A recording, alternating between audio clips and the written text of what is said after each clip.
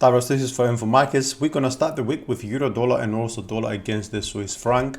We are back here again to remind you all that there is a slowdown in momentum, evidently seen by the RSI doing lower peaks.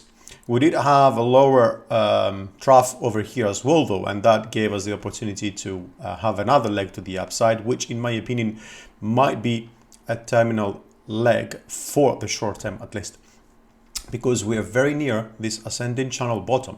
And if we do lose that level over here, guys, there is going to be high likelihood that we are gonna aim back for the 108 again. Now, if we do manage to stay above that line, and I guess also perhaps in case of a false break, would be aiming for the 61.8, because the 50 has already been tested once at 108.60 or so.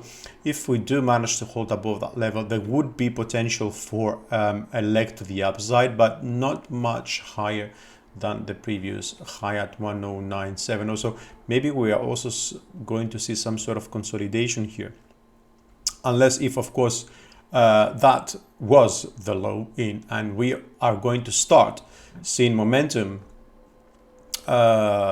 accelerating to the upside once again.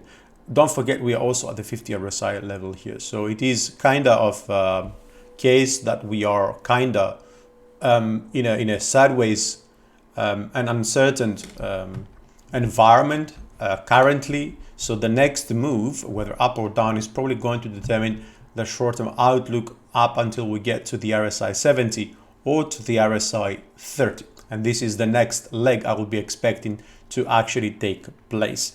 70 and 30 would be good levels to start reconsidering the next moves.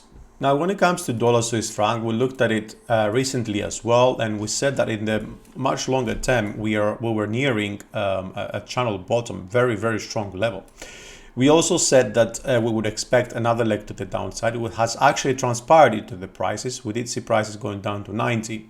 And now there is, of course, this question that we have in mind, whether we're going to go to closer to the 89.60 or was 90 the low. Well, if we take into account the divergence that we see here, okay, that one would assume that this is a done case and we're going to move higher.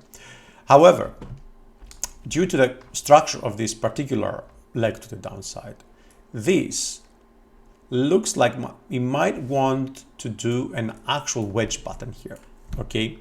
And that would, of course, means that the short term might be a little bit more upward bias to the upside, perhaps up to 91 and maybe a little bit above 91. But from there, and should we see that trend line, let me make it blue so we can see it. If we have this trend line actually giving us an actual pushback, right, and a rejection for the bulls, then most likely we're going to see another leg to the downside.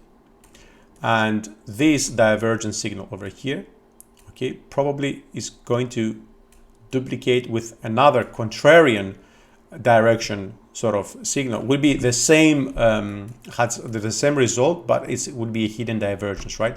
This signal is called the double divergence, guys, and when it's opposing, you have one regular and one hidden. This is a very strong signal. This is the ideal scenario to be able to get into a very good position for a potential move to the upside, because this move to the upside, guys, supposedly has quite a very good risk to reward ratio. Even, for example, for swing traders, even now that would be a good opportunity to consider getting into this potential idea, okay?